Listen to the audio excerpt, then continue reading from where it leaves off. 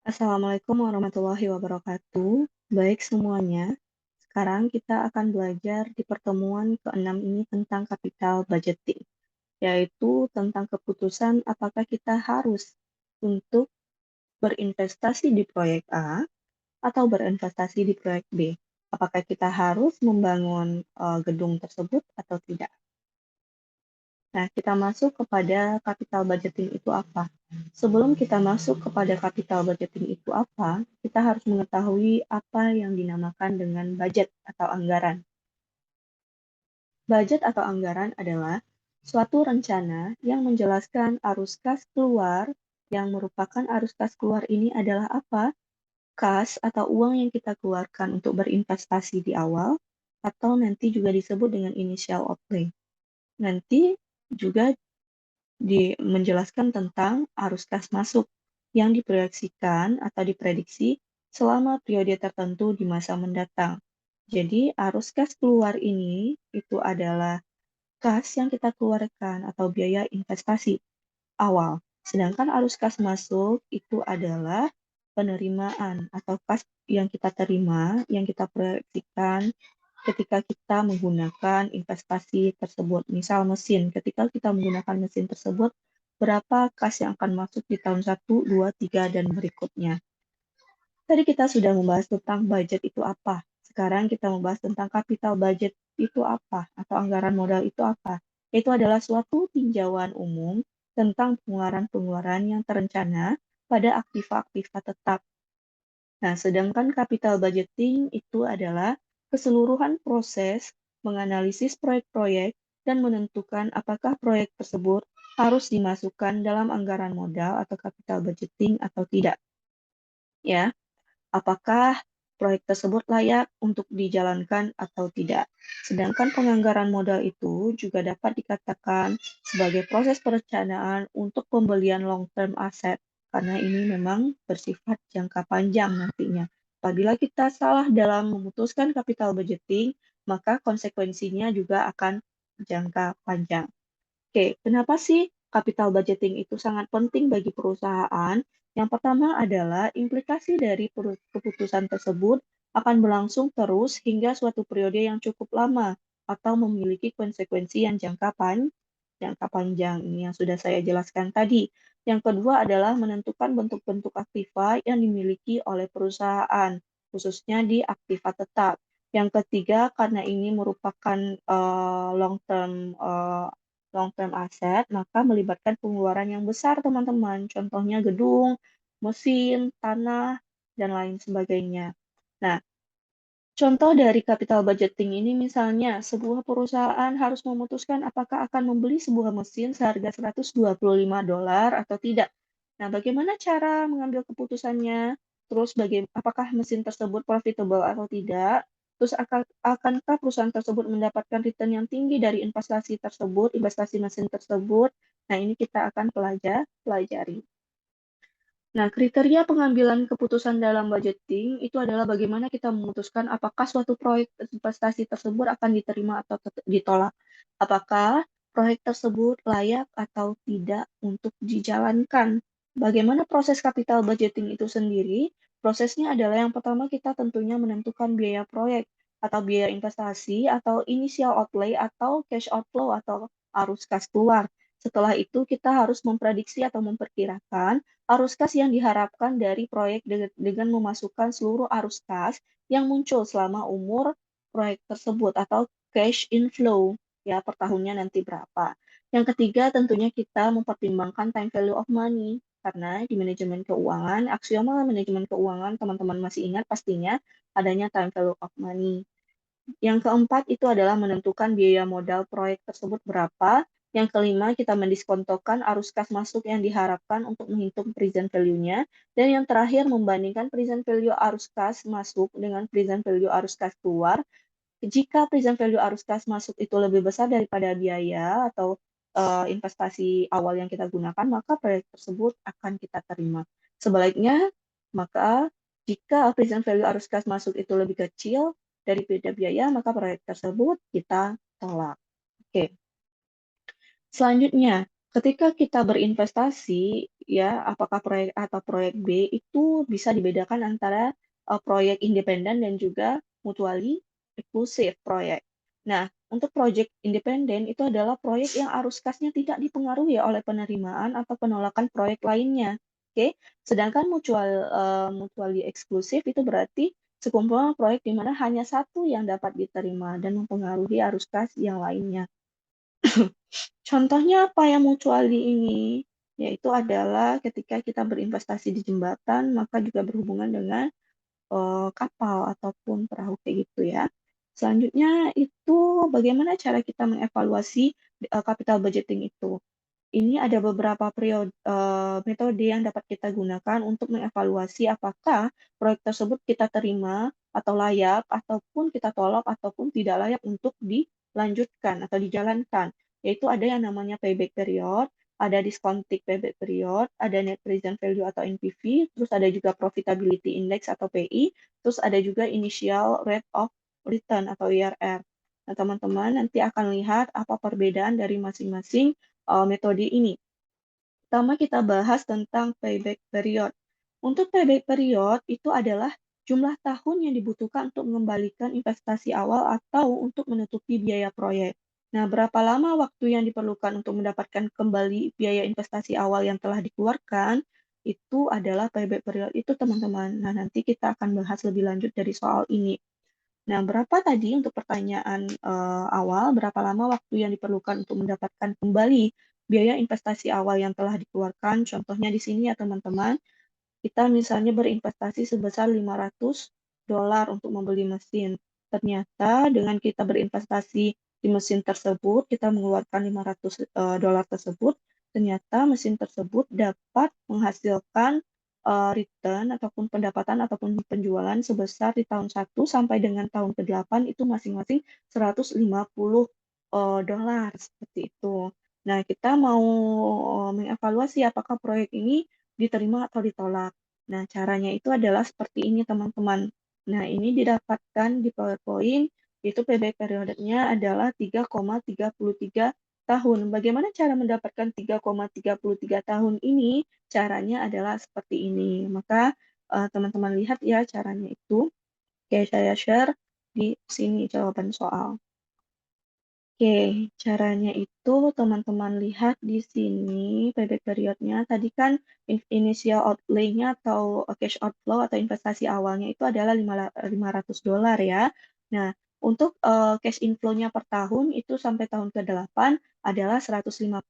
Maka cara mencari payback periodnya itu kita kurangi cash outflow atau initial outlay itu yang 500 di awal tadi per cash inflow per tahunnya sampai dia bisa menutupi yang 500 ini. Maka kita kurangkan dengan annual cash inflow tahun 1 itu 150, kita kurangkan 500 kurang 150 itu adalah 350. Kan belum tercapai untuk menutupi 500 kan? Maka kita masukkan cash inflow annualnya itu di tahun kedua 150.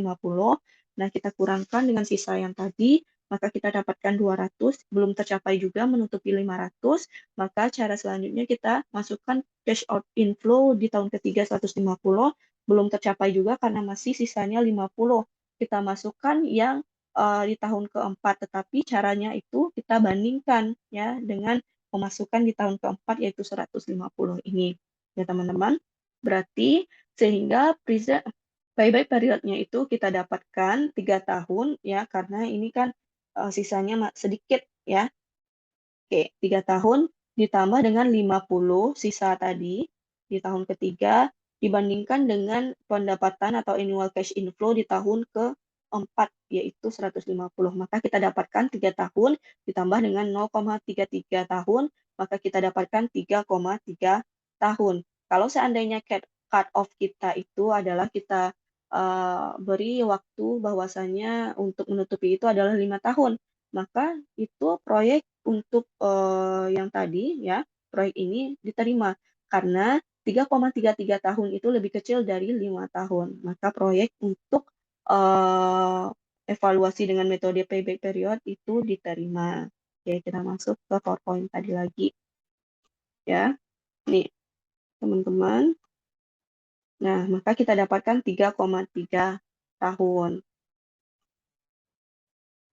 Nah, apakah PB period sebesar 30,33 tahun itu layak? Tadi sudah kita bahas bahwa itu layak jika apa? Jika jangka waktu yang kita tentukan untuk pengembalian proyek itu adalah 5 tahun. Kalau seandainya kita cut off-nya 2 tahun, maka proyek itu tidak diterima karena 3,3 tahun itu lebih besar dari 2 tahun. Seperti itu saja, teman-teman. Nah, contoh lainnya misalnya dihadapkan kita ada dua proyek, ada proyek L dan juga proyek S. Masing-masing mempunyai arus kas seperti ini. Untuk L itu minus 100, berarti ini investasi awalnya ya teman-teman, biaya yang dikeluarkan untuk investasi tersebut. Sedangkan proyek S juga sama, 100 juga. Nah, berarti kas keluarnya sama-sama 100 ya, inisial outlay-nya. Tapi yang membedakan adalah eh, annual net cash flow-nya. Itu di tahun satu untuk proyek L itu 10, di tahun 2 60, di tahun ketiga itu adalah 80. Sedangkan untuk proyek S itu di tahun satu 70, di tahun 2 itu 50, dan di tahun ketiga itu adalah 20. Nah, teman-teman, ketika teman-teman secara kasat mata ya lihat di sini bahwasanya ini untuk proyek L akan menutupi 100 ini ketika dia apa? Ketika dia itu di tahun 2 komaan ya. Bisa dilogikakan ya kenapa? Karena 10 ditambah 60 itu baru 70. Maka butuh pendapatan di tahun ketiga atau cash inflow di tahun ketiga ya. Akan dipakai sedikit dari 80 ini. Oke, berarti didapatkan yang L itu tahunnya untuk mengembalikan 100 ini adalah 2 komaan. Sedangkan di proyek S itu secara kasat mata teman-teman lihat 70 ya, ditambah 50 saja itu udah lebih dari 100-an kan? Maka ini adalah akan kembali modalnya itu akan kembali investasi tersebut di tahun 1 komaan. Nah, kita lihat cara mencarinya. Nah, untuk proyek L itu berarti karena ini 2 tahun ya, masih belum bisa menutupi 100 ini, berarti 2 ditambah, sisanya berapa? Sisanya adalah eh, kekurangan tadi, kekurangan dari proyek di tahun 2 ini dapat kas berapa. Nah, coba kita lihat kumulatifnya. Ini kan di awal kan kita keluarin uang 100, ternyata di tahun satu dapat pendapatan 10 ya, dapat pendapatan 10 sehingga masih kurang 90. Di tahun kedua ada pendapatan 60, maka masih kurang 90 dikurang 60 masih kurang 30. Nah, di tahun ketiga ternyata ada 80 nih. Ada 80 pendapatan, tapi kita tidak eh, hanya menutupi 30 ini saja. Maka caranya adalah 2 ya, 2 ya, ya ini. Terus ditambah dengan 30 dibandingkan dengan 80. Maka dapatkan hasilnya 2,375 tahun untuk proyek L. Kalau proyek S itu seperti yang saya katakan di awal, karena di tahun 2 itu udah lebih dari 100 ya. Coba teman-teman lihat kumulatifnya. 100 dikurang pendapatan di tahun 170 masih ada berkurang 30. Tapi di tahun 2 itu masih ada 50. Kita hanya butuh 30. Berarti satu tahun ya. Ditambah dengan 30 kekurangannya dibagi dengan pendapatan di tahun 2 yaitu adalah 50. Maka didapatkan payback di di proyek L itu adalah 1,6 tahun. Maka yang kita pilih adalah proyek S karena lebih singkat untuk mengembalikan inisial outlay-nya atau pengeluaran sebesar 100 dolar tadi di awal. Oke. Keuntungan payback period ini apa? Yaitu mudah mudah dihitung, teman-teman. Yang mudah dihitung dan dipahami. Selanjutnya itu juga dia proyeknya ini berisiko dan juga apa lebih liquid. Sedangkan untuk kelemahannya itu banyak sekali karena dia bersifat subjektif, terus tidak mempertimbangkan the value of money dan tidak mempertimbangkan required rate of return dan juga tidak mempertimbangkan semua arus kas proyek. Sehingga ya teman-teman itu kelemahan dari payback period ini kenapa kita katakan tidak mempertimbangkan semua arus kas proyek misalkan tadi di contoh soal ini kita lihat bahwasanya investasi awal itu 500. Nah, dengan investasi 500 tersebut ternyata didapatkan untuk tahun satu ya, itu pendapatannya sebesar 150 sampai dengan tahun kelima itu 150 dan di tahun keenam ternyata dia rugi 300 dan tahun ketujuh dan 8 ternyata nol. Jadi dalam payback period itu tidak mempertimbangkan semua arus kas ini, teman-teman. Dia hanya mempertimbangkan sampai mana sih proyek tersebut dapat menutupi inisial outlay-nya sebesar 500 ini. Makanya itu merupakan kelemahan dari payback period. Contohnya ini kan 3,3 tahun nih. Nih, di sini ya, di sini garis ini. Padahal ini merugi nih di sini dan tidak ada lagi pendapatan di tahun ke-8. Maka untuk menutupi kelemahan dari payback period, ada yang namanya discounted payback period karena dia sudah mendiskontokan cash flow pada tingkat rate of return. Tetapi permasalahannya di sini adalah masih subjektif karena cut off-nya itu batas waktu yang ditetapkan perusahaannya masih subjektif. Itu masih belum mengevaluasi seluruh cash flow-nya gitu. Oke, untuk yang discounted payback period, ini contoh soalnya seperti ini teman-teman.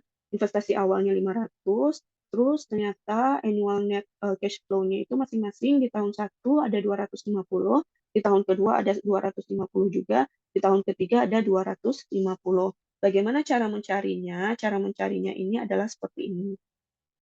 Oke, saya share jawabannya ya untuk discounted period ini. Oke, untuk discounted payback period itu teman-teman kan lihat bahwasannya tadi di contoh soal itu yang kayak gini ya teman-teman. Itu sebentar. Nah ini ya, bahwasanya investasi awalnya 500, terus di tahun 1, 2, 3 mendapatkan masing-masing 250 dolar. Maka teman-teman bikin di sini tahun-tahun, terus ini cash flow, dan ini cash flow yang sudah ada rate of return-nya 14%. Jadi teman-teman nanti cari time value of money-nya juga.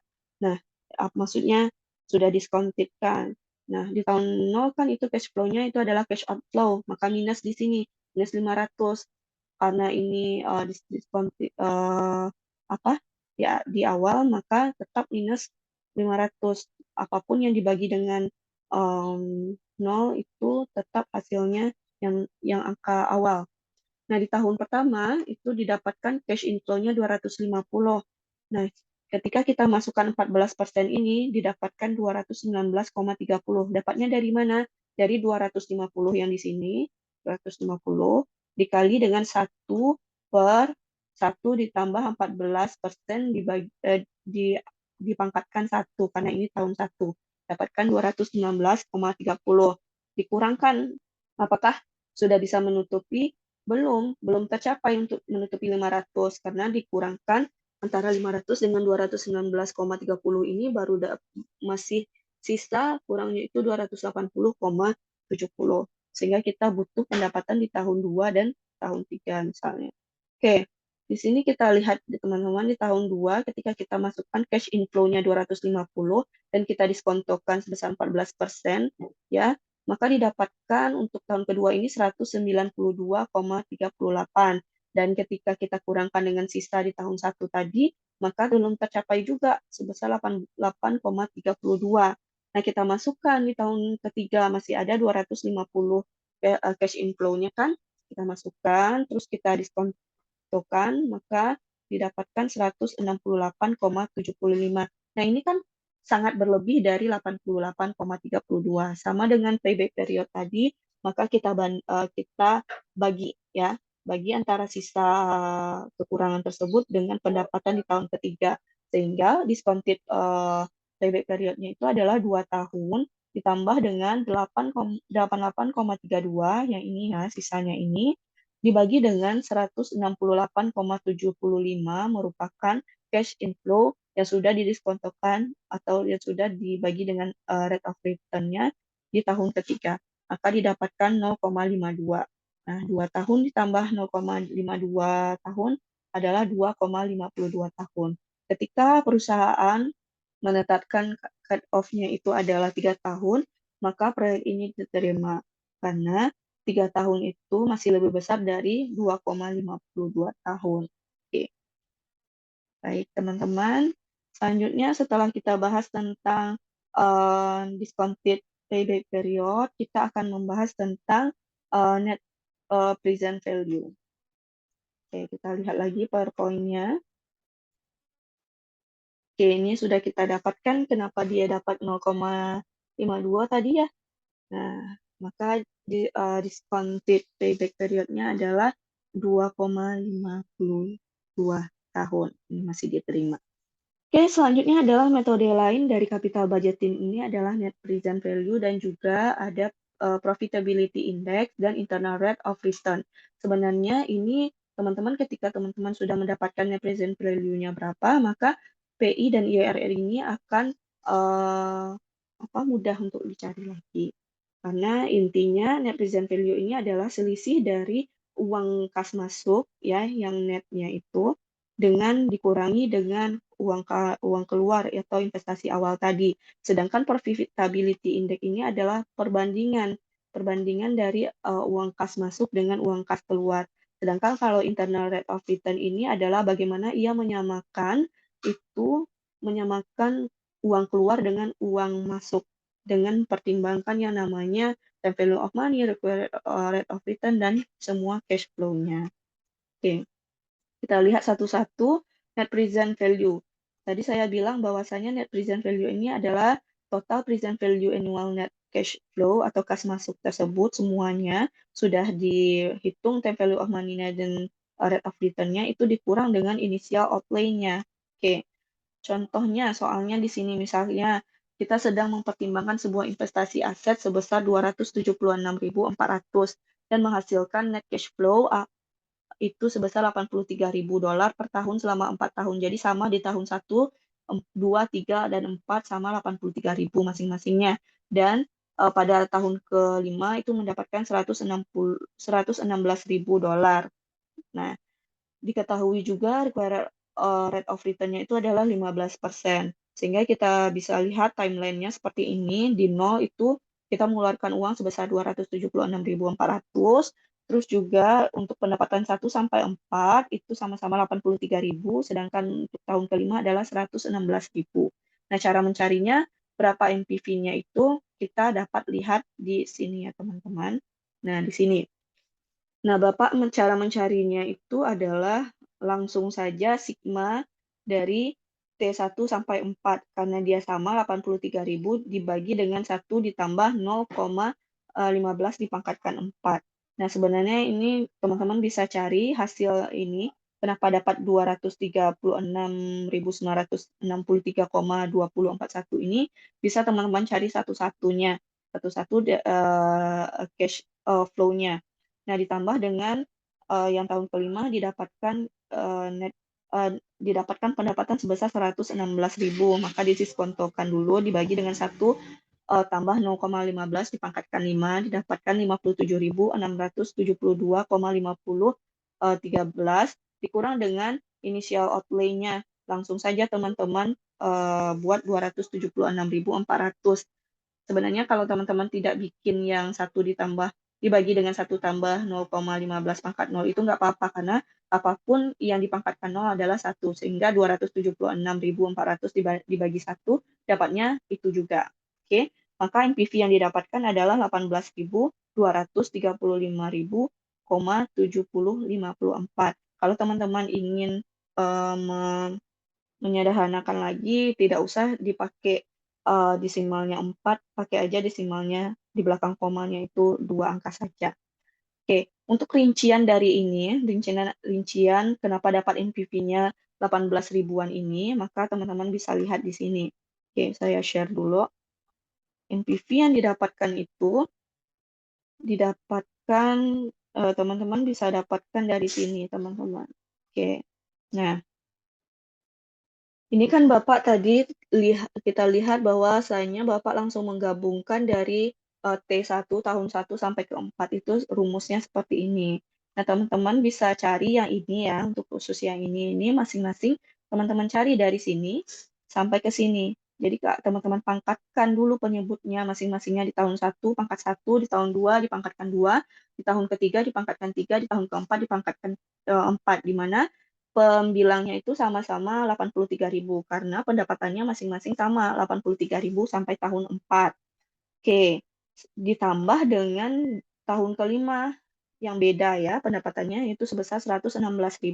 Maka dibagi dengan 1 ditambah 0,15 dipangkatkan 5. Baru dikurang dengan inisial outlay-nya itu sebesar 276.400. Tadi saya bilang kalau teman-teman tidak bikin 1 tambah 0,15 pangkat nolnya tidak apa-apa karena hasilnya tetap 276.400. Oke. Kita lihat di sini, setelah kita cari satu-satu ya teman-teman, kita dapatkan di tahun 1 pendapatannya sebesar ini, di tahun 2 pendapatannya sebesar ini, di tahun ketiga sebesar ini, di tahun keempat sebesar ini, dan di tahun kelima sebesar ini.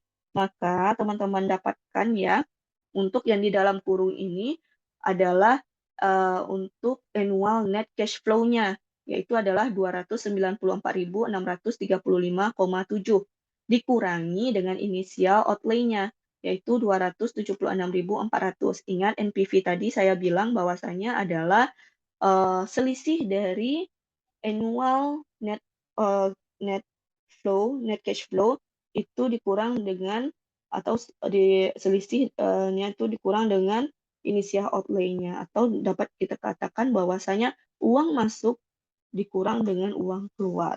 Ketika uang masuk dikurang dengan uang keluar tersebut kita dapatkan positif, maka hasilnya itu proyek tersebut diterima. Maka didapatkan NPV-nya adalah 18.235,7. Itu adalah NPV. Nah, kalau PI apa? Profitability Index, tadi saya bilang bahwa itu adalah perbandingan antara annual net cash flow dibagi dengan initial outlay. Maka teman-teman akan membagi hasil yang teman-teman dapatkan di sini, ya, 294.635,7 ini dibagi dengan 276.400. Nah, itu adalah PI. Seperti itu. Kita lanjut lagi di PowerPoint-nya. Nah, ini sudah kita dapatkan tadi ya, present value ini. Nah, keputusannya itu ketika positif, kita dapatkan NPV, maka diterima. Ketika negatif, maka NPV-nya kita tolak. Oke, kita masuk ke profitability index, sudah kita bahas ya. Tinggal teman-teman itu kan kalau NPV adalah selisih antara kas masuk dengan kas keluar. Sedangkan PI adalah perbandingan antara kas masuk dengan kas keluar. Maka teman-teman tadi kan kita sudah cari tuh di NPV-nya. Ini, ya ini kan kas masuk ini sudah kita cari, kas keluar itu tetap 276.400. Maka didapatkan PI-nya adalah 1,066.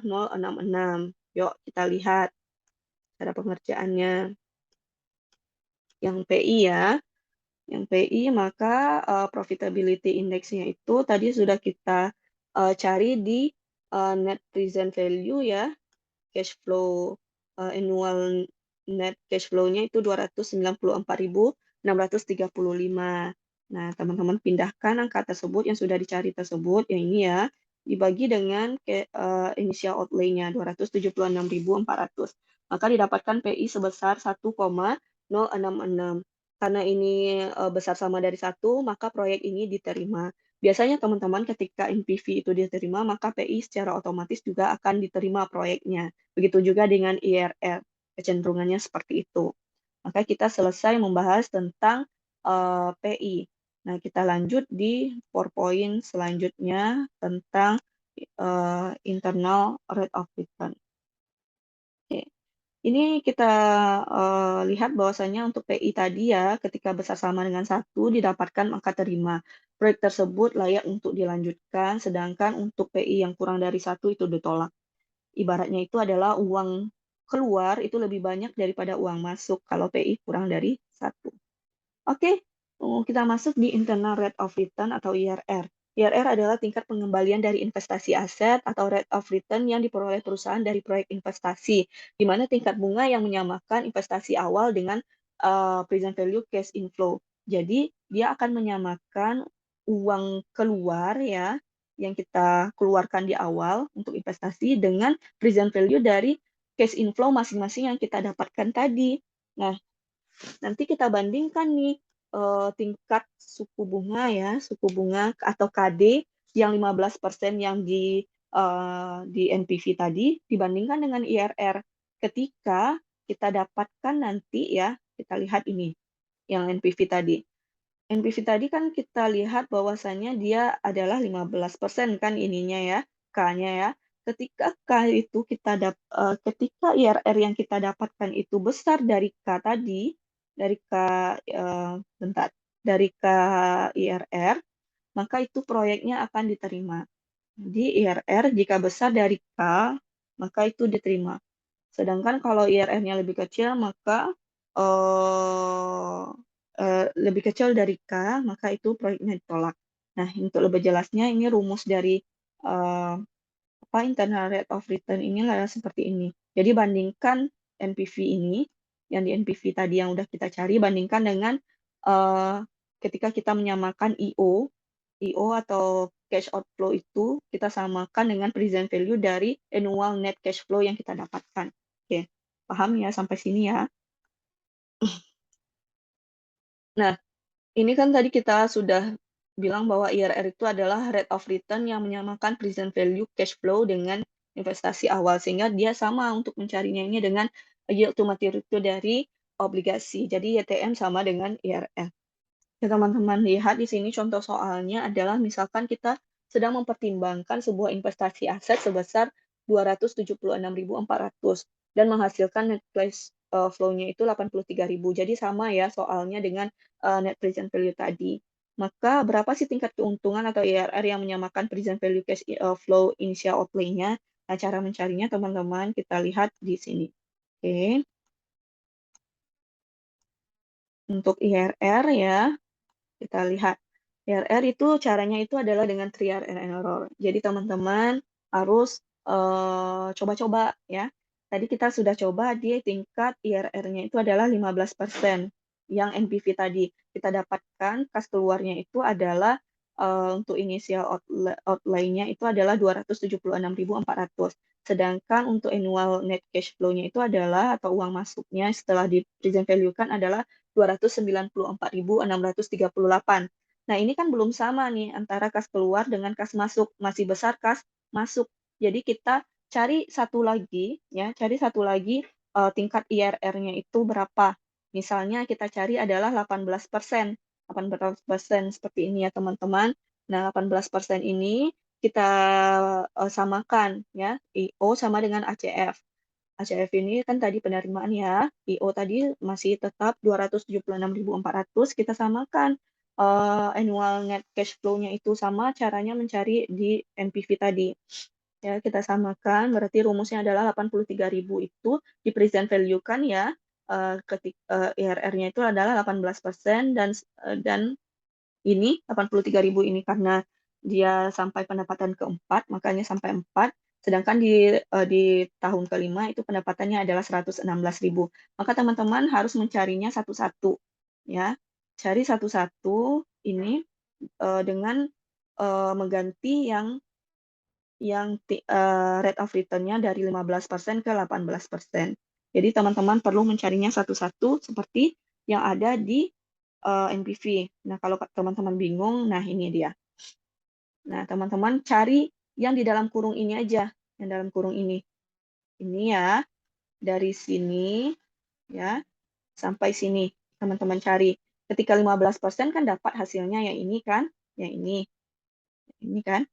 Nah, kalau misalnya ditukar ini jadi 18%. Jadi teman-teman tinggal tukar ini 18%, ini 18%, ya. Ini 18%, ini 18% juga, ini 18%, terus ini juga 18%, seperti itu. Maka teman-teman akan dapatkan di contoh soal Bapak ya, dapatkan seperti ini. Nah, ternyata didapatkan ketika ditukar 18% didapatkan 273.983. Nah, ini kan hampir mendekati. Berarti IRR-nya itu berada antara 15% sampai dengan 18%. Berarti 18% kurang sedikit kan kurang sedikit nih untuk yang IRR-nya. Kenapa sih, Kak? Kenapa dipakai 18% gantinya? Kenapa tidak di bawah 15%? Karena ingat teman-teman, ketika ini lebih besar ya daripada ini, berarti teman-teman perlu menyamakannya dengan kas keluar. Sehingga yang diperlukan adalah untuk mendapatkan ini kurang, berarti dari rumus yang teman-teman lihat tadi, maka yang perlu dilakukan adalah dengan meningkatkan penyebutnya. Maka hasilnya akan berkurang, ya enggak? Ya, itu adalah rumus matematika ya teman-teman ya. Oke, setelah kita dapatkan seperti itu, cara selanjutnya adalah kita bandingkan ketika K-nya itu atau IRR, ketika rate of return-nya kita pakai 15%, maka kita dapatkan annual net cash flow-nya itu 294.638. Sedangkan yang kita cari adalah IRR-nya itu harus menyamakan 276.400, ya. Ya enggak? Berarti kan IRR-nya itu berada antara 0,15 dengan 0,18 yang sudah kita cari tadi. Yaitu kita dapatkan annual cash inflow-nya itu adalah 273.982. Sehingga kita cari selisihnya ini teman-teman, 294.638 dikurangi dengan 276.400 adalah kita dapatkan 18.238 dolar. Terus kita cari lagi perbandingan antara 294.638 ini dikurangi dengan 273.982 didapatkan 20.656 dolar. Nah, kita juga bandingkan ini selisihnya adalah 0,03. Sehingga untuk mencari X adalah X sama dengan 0,03 dikali dengan 18.238 dibagi dengan 20.656. Jadi X sama dengan selisih dari rate of return-nya dikali dengan selisih dari rate of return yang kecil, ya, 15% ini dapatkan annual cash inflow-nya berapa dikurangi dengan annual cash inflow yang seharusnya IRR-nya initial outlay-nya dibagi dengan 20.652 ini selisih dari yang K kecil dengan K besar. Oke, maka didapatkan untuk X-nya itu adalah 0,0265. Maka IRR-nya sama dengan 0,15 ditambah dengan 0,0265, ya. Karena kan berada di antara ini ya, 15 dengan 18. Maka 0,15 ditambah 0,0265 adalah 17,65%. Nah, caranya itu teman-teman, dibilang diterima atau ditolak, kalau teman-teman membandingkan dengan K besar, ya, berarti IRR-nya itu harus kecil dari K besar. K besar ini adalah trial and error kita di yang persennya itu atau bunganya itu lebih besar. Tapi kalau teman-teman membandingkannya dengan K kecil, ya, itu IRR harus lebih besar dari K kecil tersebut. Maka diterima. Seperti itu. Oke, untuk lebih jelasnya, ini teman-teman lihat di PowerPoint Bapak ya. Nah, ini sudah kita cari. Sudah kita dapatkan ya. Ini. Nah, jika di section rules-nya itu adalah jika IRR besar sama dengan required rate of return, itu maka diterima. Jadi, jika IRR yang kita dapatkan IRR itu besar sama dari 15%, maka itu diterima. Jika IRR itu kurang dari required rate of return yaitu 15%, maka itu kita tolak. Nah, untuk lebih kesimpulan dari PowerPoint ini adalah untuk payback period dan juga discounted payback period, maka itu kita keputusan ditolak atau diterimanya itu adalah ketika PP-nya itu lebih besar dari cut off tahun yang kita tetapkan, maka itu ditolak. Kalau seandainya itu kurang dari cut off, misalnya itu cut off-nya dari 5 tahun, kita dapatkan itu adalah 3 tahun, maka itu diterima. Sedangkan NPV ketika kita dapatkan NPV-nya positif, maka itu diterima, ketika negatif itu ditolak. Sedangkan PI, ketika kita dapatkan besar sama dari 1, itu diterima, ketika kurang dari 1, itu ditolak. Karena logikanya adalah ketika diterima adalah uang masuk lebih besar dari uang keluar. Sedangkan IRR itu kita bandingkan dengan KD, ya, required of return yang kecil tadi di NPV. Nah, ketika IRR yang kita dapatkan itu lebih besar sama dengan KD, maka itu diterima. Ketika IRR itu kurang dari KD, maka itu ditolak. Nah, dari yang tadi, ya. Contoh soal yang saya bahas tadi ya teman-teman, ya ini ya, itu saya bandingkan dengan KD yang besar. Kalau kita bandingkan dengan KD yang besar, otomatis IRR-nya itu harus lebih kecil dari KD yang besar. Karena yang di Bapak itu dibandingkan dengan KD yang kecil, maka IRR itu harus besar dengan KD yang kecil. Maka teman-teman dapat dapat menuliskan ini ya, ini menjadi apa? IRR itu diterima berarti ini nih kecil ya, kecil dari 15% seperti itu. Oke. Bisa nggak ya saya tuliskan di sini? Hmm, oke, nanti teman-teman tambahkan saja ya di sini. Kalau oke, misalnya teman-teman itu pakai KD yang kecil ya.